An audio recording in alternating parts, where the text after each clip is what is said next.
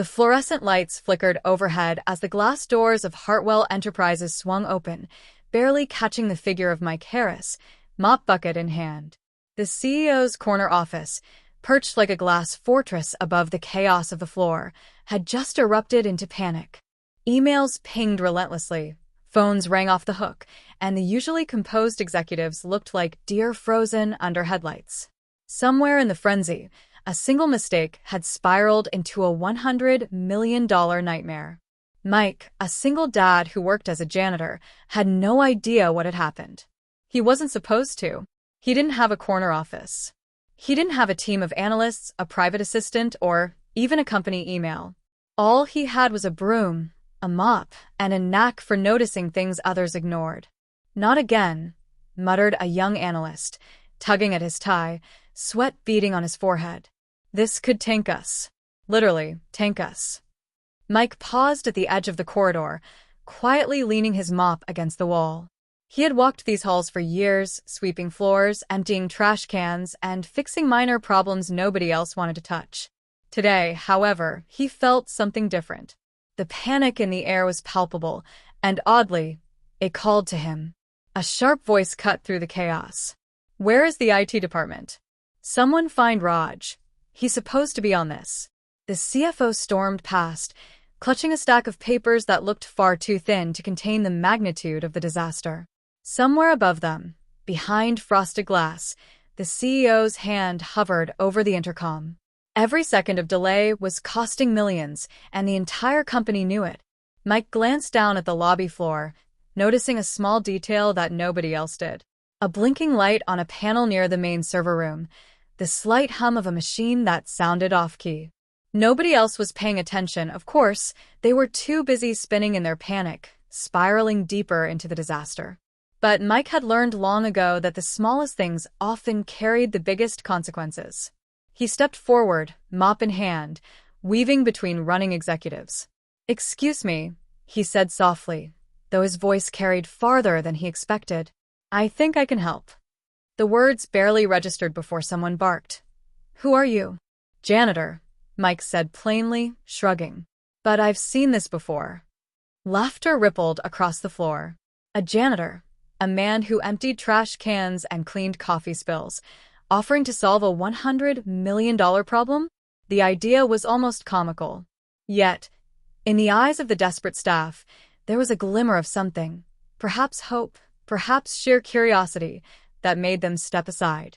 Mike crouched beside the panel, his hands moving with surprising confidence. He didn't need the code. He didn't need access. He just needed observation, logic, and a little intuition. His daughter had taught him that sometimes fixing a mess required more than knowledge. You needed calm, patience, and courage. And Mike had plenty of all three. Minutes passed, or maybe seconds. It was impossible to tell when the world felt like it was collapsing around you. Then, with a soft click, a light on the panel shifted from red to green. A low hum of reassurance filled the server room, as if the machines themselves were sighing in relief. The room fell silent. Phones stopped ringing. Emails froze mid-ping. Even the CFO, who had been pacing like a tiger, stopped and stared at the screen. Mike stood, brushing imaginary dust off his hands. "That should do it," he said. A hesitant chuckle echoed from the back of the room. "Did he just fix it?" someone whispered. The CFO blinked rapidly, then turned toward the glass elevator that led to the CEO's office. "Call him. Now." The janitor, "Call him immediately." Within moments, the doors of the executive suite swung open. The CEO emerged, a tall figure in a perfectly tailored suit, usually the embodiment of calm authority. Today, though, his face betrayed disbelief, shock, and something that might have been admiration. He walked directly to Mike, stopping just a few feet away. For a heartbeat, the bustling office seemed to fade into silence.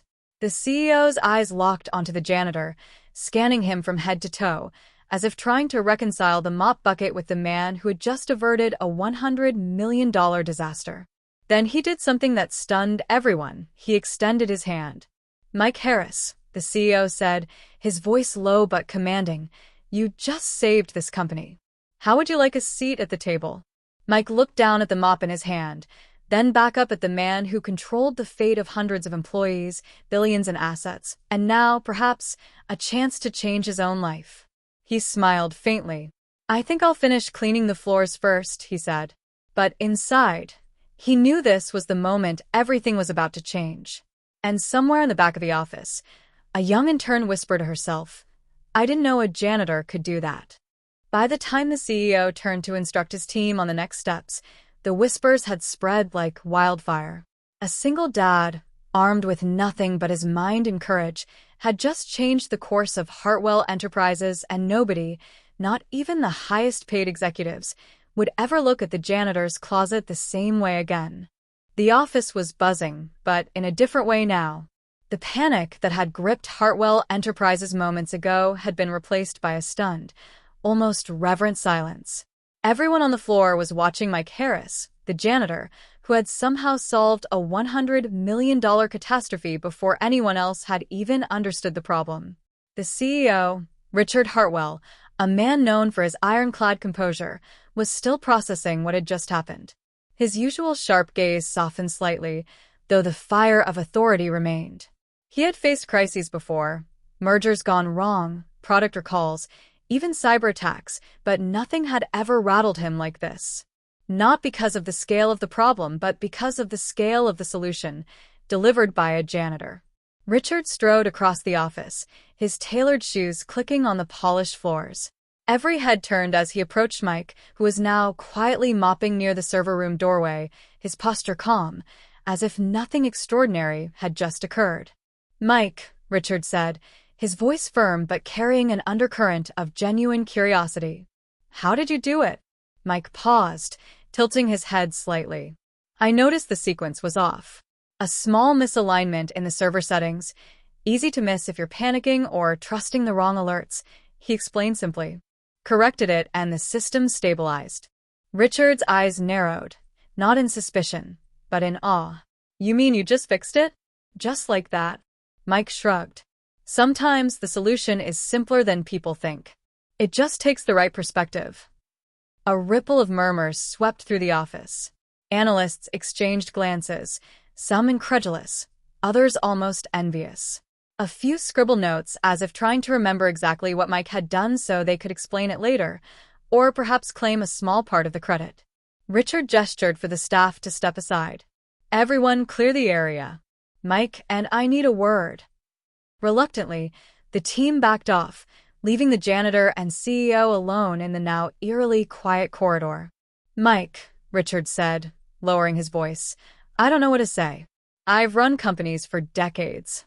I've faced situations worse than this. But never has someone without a title or a degree stepped in and solved a problem of this magnitude." Mike smiled faintly.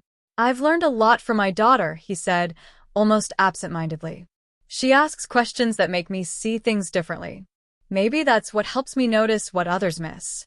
Richard blinked. "Your daughter?" "Yeah," Mike replied. "She's 10. Smart, stubborn, and has a way of making me think on my feet. Honestly, a lot of what I do here, I think about how I'd explain it to her. Makes complex things seem simpler." The CEO was silent for a moment, studying the janitor like he was a puzzle that needed solving. Then, suddenly, he grinned, a rare, genuine expression that caught Mike off guard. "I like you, Mike Harris. You just reminded me why I love running this company. The people you least expect are the ones who can change everything." Mike chuckled softly. "I just do my job." "Your job?" Richard's eyebrows shot up. "Mopping floors? Emptying trash? That's your job." Mike nodded. "That's what I get paid to do. But sometimes I notice the rest." Richard shook his head, a mixture of disbelief and admiration etched across his face. Then, with a decisive nod, he turned back toward the office floor. "Everyone back to work, but I want a moment. This man just prevented a disaster bigger than any of us imagined. And I want everyone to remember it." The office erupted, though this time in applause and whispers of amazement rather than panic. Mike felt uncomfortable under the sudden attention, but he stayed rooted in place, mop in hand. He wasn't seeking recognition. He just wanted the floors clean, the systems running, and the day to continue. But the CEO wasn't done. He gestured for Mike to follow him to the executive suite. "We need to talk about your future here," Richard said. "Someone with your insight, someone who can see solutions where others only see problems, doesn't stay behind a mop forever. Not in my company." Mike felt a flicker of hesitation. He was a single dad, with a routine that revolved around school drop-offs, homework, and bedtime stories. The idea of stepping into the corporate spotlight was intimidating, even terrifying. But something in the CEO's tone told him that this wasn't just an offer, it was a lifeline, a chance to be seen for who he really was, not just the job he held. As they entered the suite, the staff couldn't help but whisper, "Did he just call him up to the CEO's office?" Richard leaned on the edge of his desk, studying Mike with that same intense focus that had made him one of the most respected CEOs in the country. "Mike, tell me honestly, you've been working here for how long?" 5 years, Mike said, keeping his tone casual. "And in all that time," Richard continued, "you've been observing, learning, noticing things no one else does?" Mike nodded. "It's part of the job, part of life, I guess." Richard leaned back, folding his arms, a smile tugging at the corner of his mouth. "Life, indeed. Mike, I think it's time you realize what you're capable of. The way you handled today, the company needs people like you. People who don't just follow protocol but see the bigger picture." Mike glanced down at the mop in his hand, feeling a strange mix of pride and disbelief. Just hours ago, he had been invisible to the world. Now, the CEO of a billion-dollar company was standing in front of him, offering him an opportunity that could change everything. And somewhere deep inside, he knew that this was only the beginning. This section emphasizes the CEO's awe and respect for Mike, office reaction, and the contrast between panic and admiration.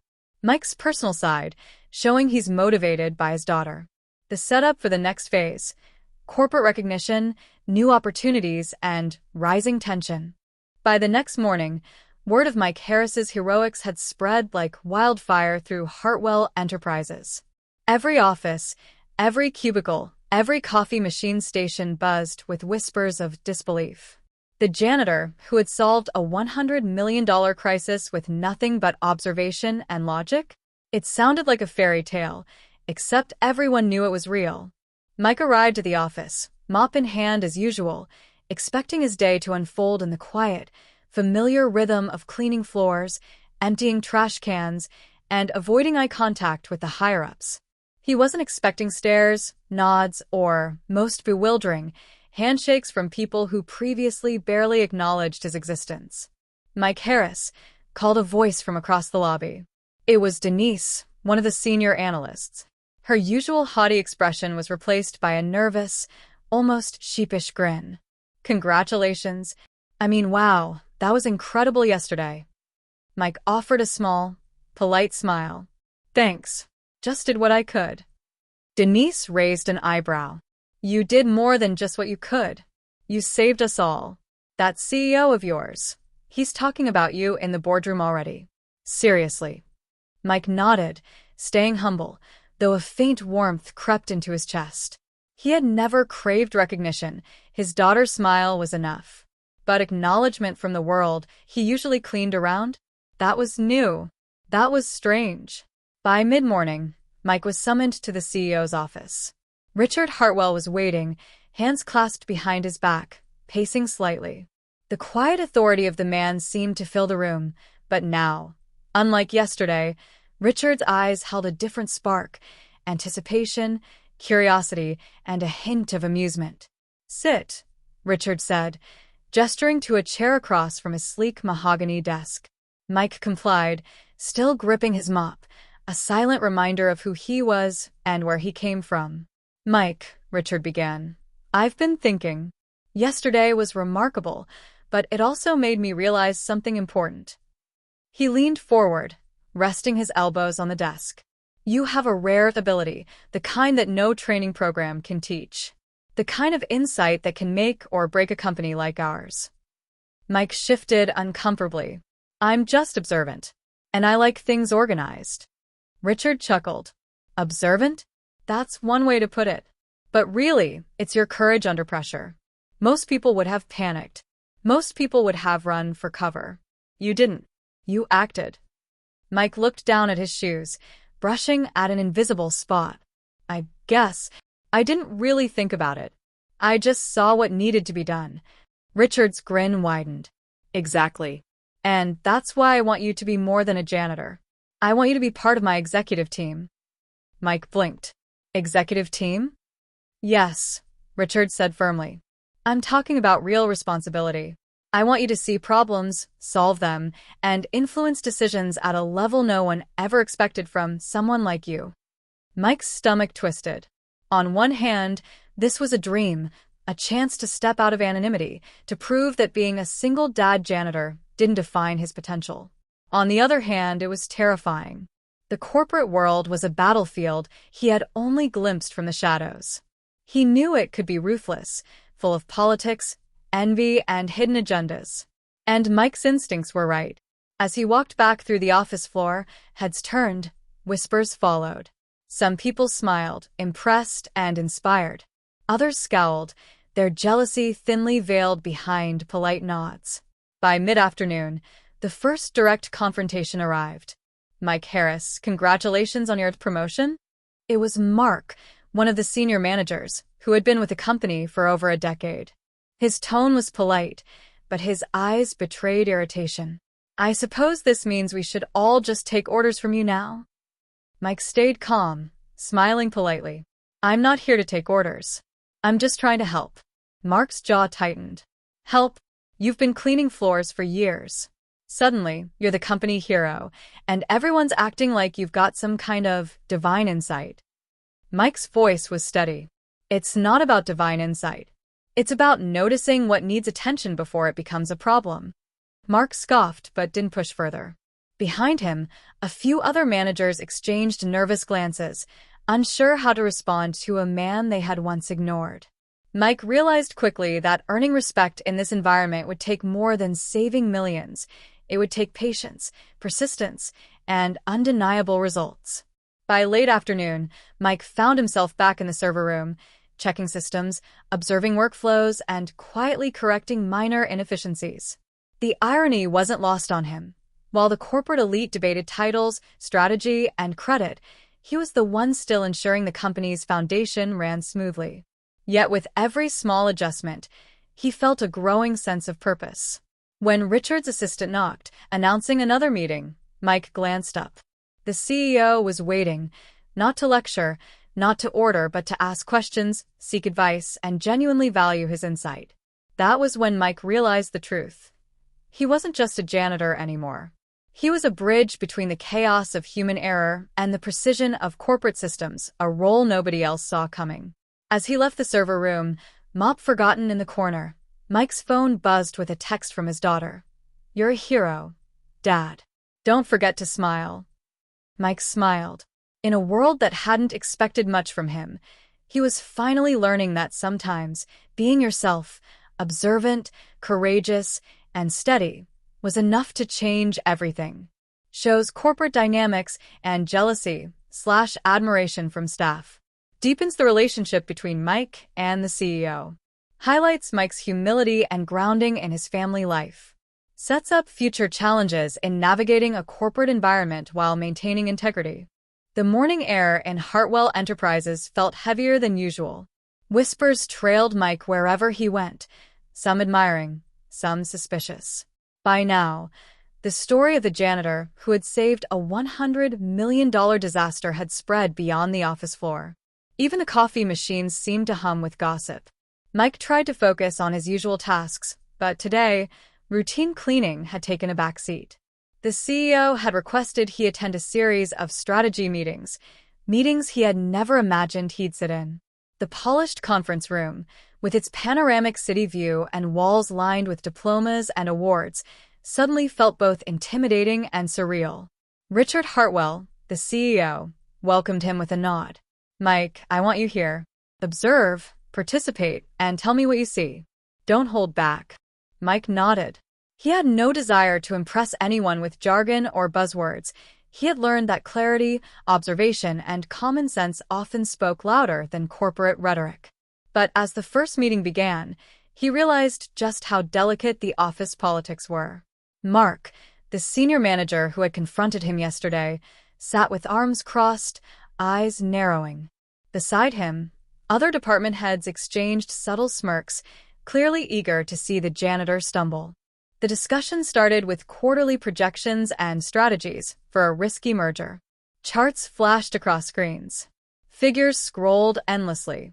Executives spoke in technical terms, weaving a dense web of data and assumptions. Mike listened quietly, noting inconsistencies and overlooked details. Then came the moment everyone had been anticipating, a financial discrepancy buried deep in the merger documents. Analysts stumbled, trying to explain the gap, shifting blame and pointing fingers. Panic flickered in the eyes of seasoned executives. Mike cleared his throat softly. "Excuse me," he said, earning a few curious glances. "I think I see the problem." The room went silent. Heads turned, eyebrows lifted. Mark's smirk faltered. Mike walked to the screen, pointing to a sequence of numbers and percentages. This projection assumes that revenue from the subsidiary will remain stable, but the historical data shows a consistent decline during this quarter. Correcting for that changes the entire margin calculation. Richard leaned forward, eyes narrowing, scanning Mike's analysis. He motioned for the team to double-check. Within moments, every number confirmed what Mike had just said. A tense pause followed, then a murmur of astonishment. The room, previously charged with anxiety, seemed to exhale collectively. Mark tried to mask his irritation. "Well, lucky observation," he said, though his voice lacked conviction. "Anyone could have." "Not anyone," Richard interrupted sharply. Mike Harris caught what everyone else missed. "That's not luck. That's insight." The tension shifted in the room. Some executives shifted uncomfortably in their seats, realizing that hierarchy didn't guarantee insight. The janitor, a man they had overlooked, was now the center of attention for reasons none of them could ignore. After the meeting, the hallway buzzed with chatter. Some congratulated Mike quietly. Others plotted in hushed tones, their resentment thinly veiled. But one thing was clear. Mike had earned respect, even if grudgingly. Back at his usual cleaning station, Mike paused for a moment, reflecting. This wasn't about mopping floors or emptying trash anymore. It was about proving that observation, patience, and courage could thrive in a world that often valued titles over talent.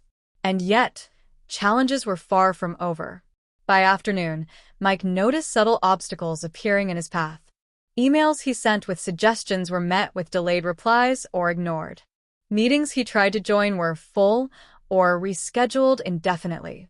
Even supplies he requested for minor operational fixes mysteriously went missing. It was obvious. Some people weren't happy with his sudden rise.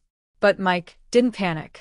He had learned, through years of parenting, that persistence, calm reasoning, and humility often disarmed hostility faster than confrontation. That evening, Richard summoned him to the CEO's suite. "Mike, I hear some resistance," he said, voice low. "It's inevitable, given the culture here. Some people feel threatened when someone like you, someone outside the usual hierarchy, starts making waves." Mike nodded. "I understand. I don't want to create conflict. I just want to help." Richard smiled. "Good. Keep that mindset. Use it. Observe, act, and let results speak. People will notice. Some will resent it, but the right people will recognize your value. And in the end, the results will speak louder than politics." Mike left the office with renewed determination. He realized that navigating the corporate world wasn't just about fixing problems. It was about building trust, maintaining integrity, and standing firm in the face of envy and skepticism. By the next morning, he had already devised small process improvements in the finance and IT departments, catching errors before they could escalate. Whispers of his abilities spread further, drawing curious glances, cautious nods, and, predictably, thinly veiled resentment from those who felt their status threatened. Yet amidst the tension, Mike found an unexpected ally. Denise, the analyst who had congratulated him earlier. She offered quiet support, sharing insights and helping him navigate the complex network of corporate expectations. Together, they began to subtly shift the company's operations, improving efficiency and preventing errors before they became crises. As Mike looked out the office window that evening, mop forgotten once again, he realized something profound. He wasn't just cleaning floors anymore. He was shaping the company's future, one small, deliberate action at a time. And he knew that the real test was yet to come, surviving corporate politics without losing the very integrity and humility that had brought him this far. Tension rises with corporate resistance and jealousy. Mike proves his value by catching a critical error during a major meeting. Office dynamics shift, allies and rivals emerge. Sets up the next section for a larger confrontation or major turning point where Mike's role becomes undeniable. By midweek, Hartwell Enterprises had been transformed, not by policy changes or corporate decrees, but by the quiet, steady influence of Mike Harris. The janitor-turned-problem solver had woven himself into the daily heartbeat of the company, catching errors, suggesting improvements, and quietly earning respect from those who had once dismissed him. Yet the challenge he faced now was different. It wasn't about numbers, servers, or projections. It was about skepticism, jealousy, and the test of whether his voice could truly matter in a room full of executives who had spent years climbing the corporate ladder. The tension reached its peak during the company's quarterly board meeting, a room packed with top executives, board members, and investors. The mood was electric. Everyone knew the recent crisis and Mike's role in averting it. Some were impressed, some resentful, and others downright skeptical that a janitor could hold his own at the highest level of decision-making. Richard Hartwell, the CEO, opened the meeting with his usual poise, but today, his eyes frequently darted to the corner where Mike stood. "Before we begin," Richard said, voice carrying across the room, "I'd like to recognize someone whose insight prevented a massive financial error this week. Someone who reminded us that talent doesn't always come with a title." All eyes turned to Mike. Whispers erupted. "The janitor? Is this a joke? He's really standing there?" Mike's heart raced, but he stood tall, shoulders squared. This was not about ego. It was about proving that meaningful contributions could come from anyone if they had courage, observation, and integrity. Richard gestured for him to speak. Mike stepped forward, clearing his throat. "During the last quarter, I noticed a discrepancy in the merger projections that could have cost the company millions. I corrected it, but more importantly, I saw a pattern. Small errors are often overlooked until they become crises. We can prevent future problems by establishing simple verification steps and cross-checking critical processes before they escalate." The room fell silent. Analysts and executives exchanged glances. Some tried to hide their surprise. Others struggled to mask their admiration. Mark, the senior manager who had been openly resentful, scowled but didn't interrupt. Mike's confidence and clarity left little room for argument. Every word was precise, every recommendation grounded in logic. Richard leaned back, eyes gleaming. "Mike's right. And what's remarkable is that these aren't complicated fixes. They're simple, practical solutions that anyone could implement. The difference is someone needed to notice them and act." The room erupted in applause, but this time it wasn't just polite. It was genuine. Investors leaned forward, intrigued by the clarity and simplicity of Mike's approach. Board members whispered excitedly, nodding in agreement. Even Mark's expression softened, though grudgingly. Then came the pivotal moment. Richard turned fully toward Mike. "I've been thinking," he said, voice steady, commanding attention. "The company doesn't just need janitors, analysts, or managers. It needs problem solvers. It needs people who act when others hesitate. Mike, you've proven you're one of those people. I want to make it official. Effective immediately, you're joining the executive team as a strategic operations advisor. You'll have the authority to implement preventive measures across departments and help guide decisions at the highest level." Gasps echoed across the room. Mike blinked, feeling a mix of disbelief and pride.